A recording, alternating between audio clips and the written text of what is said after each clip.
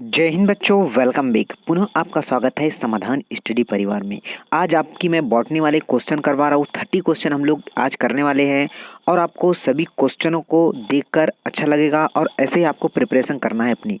तो मैं चाहता हूँ कि आप अधिक से अधिक विद्यार्थियों तक यह क्लास ज़रूर से शेयर करना है, ताकि जो स्टूडेंट हमसे पढ़ना चाहता है और जिन्हें अभी तक पता नहीं चल चुका है, नहीं हो कि यह ऐसे क्वेश्चन एग्जाम में पूछे जाते हैं, तो उनको पता चल जाए।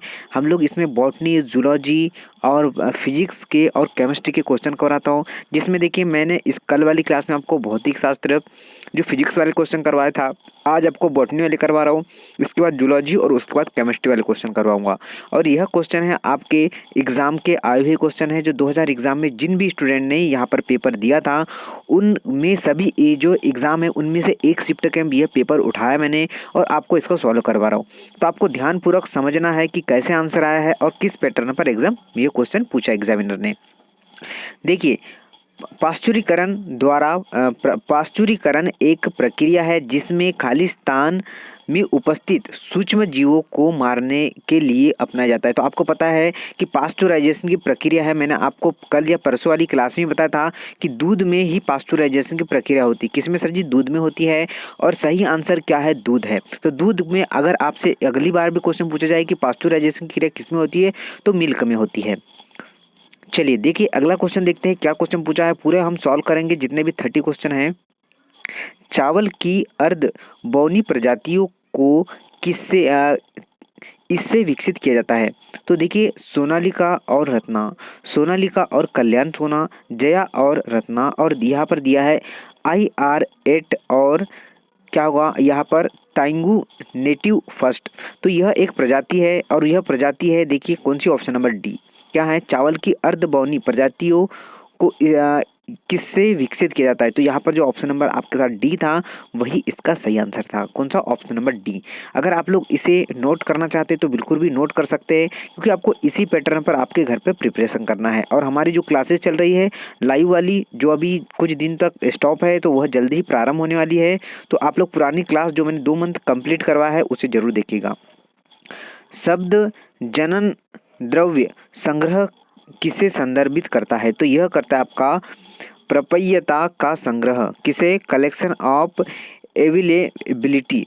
ठीक है बच्चों, जो ऑप्शन नंबर ए है यहाँ पर, तो क्या होगा? Option number A is right answer. तो बहुत से प्यारे स्टूडेंट ऐसे क्वेश्चन आपसे पूछा गया है। ये बॉटनी वाला सेशन है और बॉटनी वाले जो क्वेश्चन है आपको इसे ध्यान रखना है। देखिए अगला क्वेश्चन, देखिए कैसा क्वेश्चन पूछा गया है। निम्नलिखित में से किस जीव में कुछ सदस्यों में कोशिकाएं भित्ति होती है? प्लेंटी या फिर प्रोटोस्टा या फिर आपका कवक या फिर मोनेरा। तो किसमें होती है सर जी? प्रोटोजीवा। किसमें होती है? प्रोटिस्टा में क्या होती है सर जी? आपका सेल भित्ति होती है, सेल वाल होती है। यह आपको ध्यान रखना है। चलिए, कवक, मोनेरा, प्लांटिना, यह जगत मैंने आपको बताया है क्वेश्चन जब मैंने आपको करवाया था। चलिए देखिए अगला क्वेश्चन, देखिए एक कोशिका जो परागकण में सघन कोशिका द्रव और एक केंद्रक के साथ धुरी आकार की होती है, किस रूप में जानी जाती है? तो यह जानी जाती है जनन कोशिका। किसके समान जानी जाती है? जनन कोशिका के समान। तो इसका राइट आंसर था ऑप्शन नंबर डी। तो सभी स्टूडेंट क्या ऑप्शन नंबर डी यहाँ पर सही कर लेंगे अपना, और इसी पैटर्न पर आपको आगे पढ़ना है। चलिए देखिए, छठवां क्वेश्चन आपसे क्या पूछा गया था। देखिए इसमें पूछा गया था शीर्ष विभोज्यतक, मतलब यह किसमें सर जी? विभोज्यतक वाले पार्ट का है। इसमें बाह्य सतह की ओर प्रेरित कोशिकाएं किसमें विकसित होती है? तो यह होती है बाह्य त्वचा, मतलब एपिडर्म्स में। किसमें? एपिडर्म्स में होती है। मतलब सेल आपको ध्यान से पढ़ना है। और सेल वाला जो मैंने आपको टॉपिक करवाया है, अगर आपने ध्यानपूर्वक पढ़ लिया है तो इस आंसर का बिल्कुल भी आप लोग सही प्रयास कर सकते हैं। चलिए देखिए 7वें नंबर का क्वेश्चन, देखिए 7वें नंबर का क्वेश्चन क्या कहता है और कैसा क्वेश्चन पूछा गया है।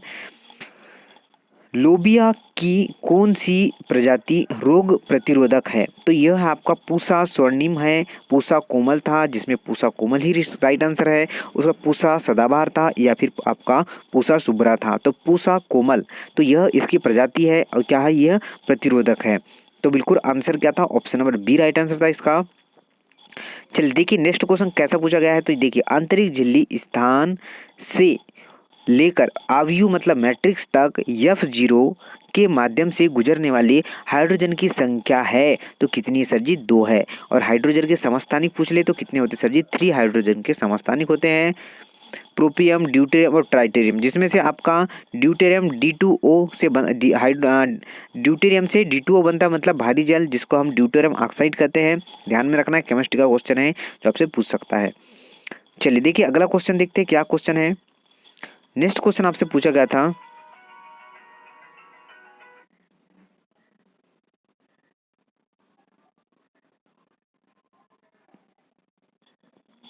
निम्नलिखित में से कौन से पोषाहार मतलब फ्लोएम खाद्य सामग्री को संग्रहित करता है?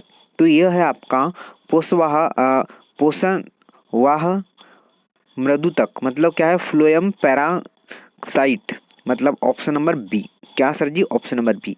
मतलब आपको फ्लोएम का पूरा डिटेल पूर्वक पढ़ना है। जाइलम, फ्लोएम 2 जटिल ऊतक है, इनके बारे में पूरा डिटेल पूर्वक पढ़ना है। एग्जाम में इससे क्वेश्चन बन रहे हैं। नेक्स्ट क्वेश्चन देखते हैं। यह है एक पारिस्थितिकी तंत्र में पौधे और पशु प्रजातियों की पहचान और गणना इसके खालिस्तान देती है, मतलब इसको खालिस्तान देती है। तो यह देती है आपका प्रजाति संरचना। क्या देती है? आपका स्पेसिस जो देती है, इसे ध्यान रखना है आपको, प्रजाति संरचना देती है। तो ऑप्शन नंबर सी था, और ये जो स्टूडेंट है इन्होंने सही प्रयास किया था और बिल्कुल सही ही लगाया है। चलिए देखते हैं नेक्स्ट क्वेश्चन कैसा पूछा है। 11th नंबर का क्वेश्चन संश्लेषित ऑक्सीन्स है। तो संश्लेषित ऑक्सीन क्या sir ji? NNA and 2,4-D इसका सही आंसर था। तो यह थोड़ा डिफिकल्ट लेवल वाला क्वेश्चन था, इसका आप लोग स्क्रीनशॉट लीजिएगा, मैं इसे सॉल्व करना बता दूंगा आपको। चलिए देखिए अगला क्वेश्चन देखिए। नेक्स्ट क्वेश्चन कैसा पूछा गया था? वह पदार्थ जो इलेक्ट्रॉन परिवहन प्रणाली में अंतिम हाइड्रोजन ग्राही के रूप में कार्य करता है। तो ऑक्सीजन। कौन सा सर जी? ऑक्सीजन 2 है आपका।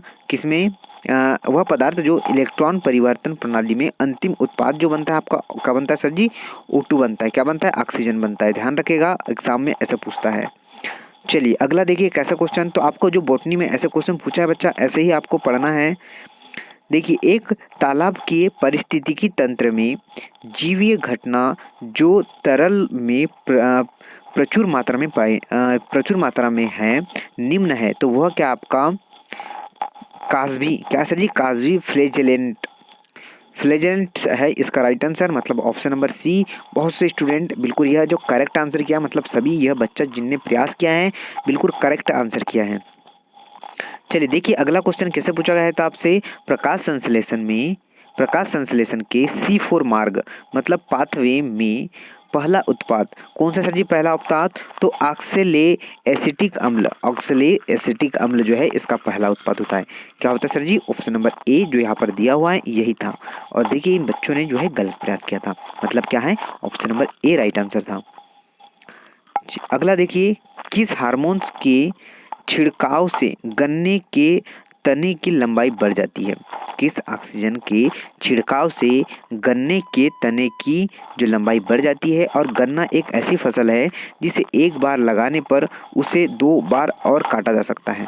ठीक है बच्चों, एक बार काटने के बाद मतलब ऐसा एक बार बोएंगे तो हम उसे 3 बार इसका फल जो है प्राप्त कर सकते हैं। एक गन्ने की फसल है। गन्ना सबसे ज़्यादा यूपी में पाया जाता है, मतलब गन्ना सबसे ज़्यादा यूपी में बोया जाता है।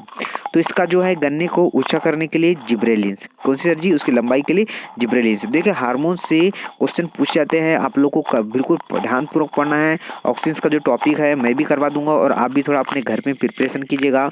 ऑक्सीजन एसिटिन क्या है सर जी? साइटोकाइनिन क्या है?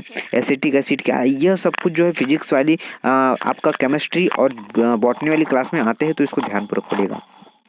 प्रथम उत्पाद पार्विक अम्ल किसके रूपांतरण से निर्मित होता है? तो यह होता है आपका फास्फोफेनिन पायरुविक। तो पायरुविक अम्ल के कारण होता है, मतलब क्या है? Option number D. क्या होगा? ऑप्शन नंबर डी ही इसका राइट आंसर होगा। चलिए अगला क्वेश्चन देखते हैं। अगला क्वेश्चन नेक्स्ट क्वेश्चन क्या पूछा है? विषम का चयन करना है। कवक दिया है, प्रोटिस्टा दिया है, पौधे दिया और PPLO तो PPLO ही यह सबसे भिन्न है। पौधे प्रोटस्टा कवक, यह सब्जी किस में आते हैं सर जी? बायोलॉजी वाले पार्ट में आते हैं, आपका प्लांटिनम में आते हैं। और जो ये दिया है आपका PPLO, यह सबसे भिन्न है। चलिए देखिए अगला क्वेश्चन देखिए क्या है। फ्लोएम में भोजन के अणुओं के संचार की दिशा क्या है? तो यह आपका द्विदिश दिशा है, आपको ध्यान रखना है। आपका बाई डायरेक्शनल, क्या होगा? बाई डायरेक्शनल, इसका राइट आंसर होगा ऑप्शन नंबर सी। बहुत ही शानदार, बहुत ही जबरदस्त आंसर है यह ऑप्शन नंबर सी, जो PB द्वारा सही दिया गया है। जो आपको जो आंसर दिख रहे हैं बच्चा, PB ने हमें प्रोवाइड किया है, और यह जो है आपको मैं आंसर की सॉल्व करवा रहा हूँ। और किसी बच्चे के पास अगर हमें प्रोवाइड कर दे तो हम इसे सॉल्व करके बता देंगे आपको। निम्नलिखित में से कौन सी प्रोकैरियोटिक्स की एक विशेषता नहीं है? तो भी विभिन्न प्रकार की जटिल लोकोमोटिव और साइटोस्केलेटिक संरचना की उपस्थिति, ऑप्शन नंबर बी। बहुत बड़े बड़े क्वेश्चन है बच्चों, कॉन्सेप्ट समझना रहता है ओनली आपको। कॉन्सेप्ट समझ में आ गए तो आप लोग सही कर सकते हैं। चलिए आगे बढ़ते सर जी। नेक्स्ट क्वेश्चन क्या पूछा गया आपसे? नेक्स्ट क्वेश्चन है ओमिन्स सेलुला ए सेलुला की अवधारणा निम्नलिखित द्वारा दी गई थी। तो यह दी गई थी आपका विरचाव द्वारा। किसके द्वारा दी गई थी? विरचाव द्वारा। विरचाव एक वैज्ञानिक है जिन्होंने यह ऊपर वाला जो आपको दिया है ओमिन्स सेलुला एंड सेलुला की अवधारणा दी थी। यह ध्यान रखना है आपको। जो अवधारणा है शेल्डन एंड स्वान ने कोशिका सिद्धांत दिया था। कब दिया था? 1665 में दिया था। चलिए यह सब ध्यान दीजिएगा। लुएनहॉक के बारे में बता दिया। चलिए बढ़ते हैं अगला क्वेश्चन। जो अगला क्वेश्चन क्या पूछा गया आपसे? अगला क्वेश्चन आपसे पूछा गया है प्राथमिक विभोज्योतक है। तो प्राथमिक उभयज्योतक क्या सर जी? मतलब ऑप्शन नंबर बी ही इसका राइट आंसर है। अग्र और मध्य स्थित या विभोज्योतक, यह सब क्या है आपका? ऑप्शन नंबर बी ही इसका राइट आंसर है। चलिए देखिए अगला क्वेश्चन कैसा क्वेश्चन पूछा गया समझते हैं। जो बॉटनी है बच्चों, अभी मैं बॉटनी करवाने को इसलिए आपको जो है थोड़ा डिफिकल्ट लगेगी, तो आप लोग जो है इसी पैटर्न पर पढ़िएगा। मैं आपको क्लासेस लूँगा लाइव वाली। मेरी अभी बायोलॉजी आपको और बॉटनी जूलॉजी पढ़ाने को मैंने, अभी मैं आपको केमिस्ट्री भी पढ़ा दिया बहुत सी, और आपका फिजिक्स तो ऑलमोस्ट कंप्लीट ही कर दिया आपका। चलिए देखिए यहाँ पर वह पदार्थ जो विभिन्न जीवाणु के बीच संरचना और मोटाव में भिन्न होता है, तो ये होता है ग्लाइकोकैलिस। क्या होगा? ग्लाइकोकैलिस इसका right answer option number C होगा। बहुत ही शानदार आंसर दिया हुआ है यहाँ पर। क्या होगा? ऑप्शन नंबर सी होगा। चलिए देखिए अगला क्वेश्चन क्या है। अगला क्वेश्चन आपसे पूछा गया है गौण कोशिकाएं किस तंत्र में पाई जाती है?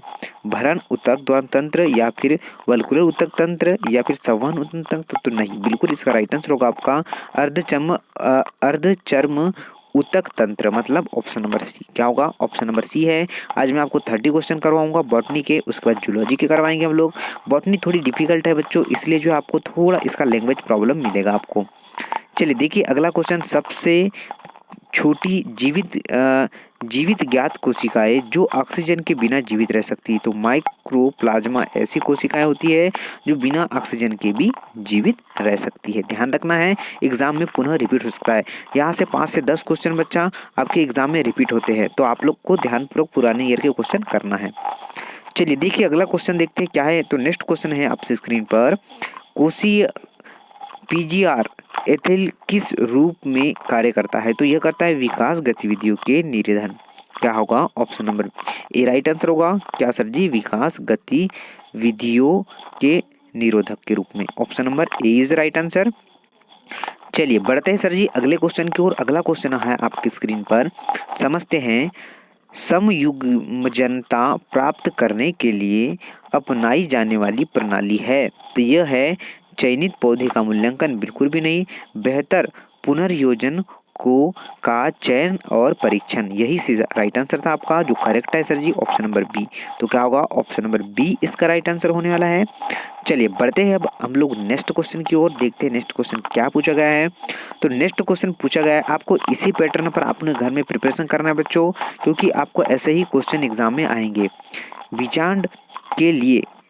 बीजांड के किस क्षेत्र में बीजांड आमतौर पर एक एकल गुरुबीजीय मृत कोशिकाओं में अंतर करता है? भ्रूण कोश या फिर आपका बीजांड द्वार या फिर आपका अर्ध या फिर निभा? तो क्या होगा सर जी? Option number B right answer होगा। सभी स्टूडेंट ध्यान दीजिएगा, क्या होगा सर जी? बीजांड द्वार होगा राइट आंसर। चलिए बढ़ते हैं अगले क्वेश्चन की ओर। आपको जो है जूलॉजी वाली क्लास में बिल्कुल ही मजा आएगा, क्योंकि मैंने जूलॉजी वाला बहुत से क्वेश्चन आपको करवा रखा है।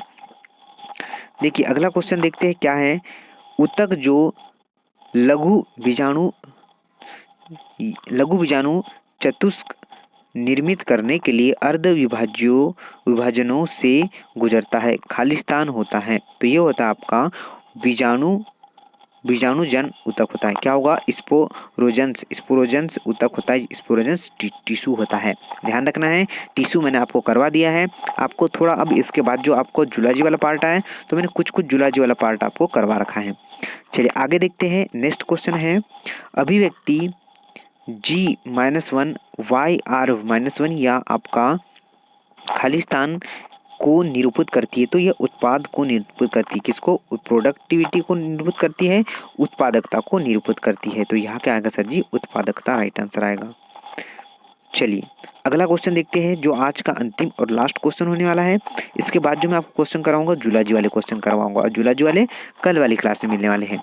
चलिए, थियोडोर श्वासन ने पादप कोशिकाओं में किस अद्वितीय भाग की उपस्थिति की सूचना दी? तो यह दी कोशिका भित्ति। क्या होगा सर जी? कोशिका भित्ति। Option number B is the right answer. क्या सभी स्टूडेंट समझ चुके हैं क्या? वेरी गुड, अगर आप लोग समझ चुके होंगे तो आपको ध्यान रखना है, यह आपको अधिक से अधिक विद्यार्थियों तक शेयर करना है। आपको जूलॉजी वाली जो 30 क्वेश्चन मैं आपको कल करवाऊंगा।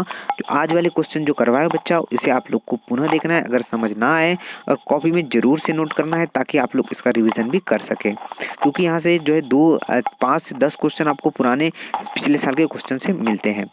जय हिंद, जय भारत।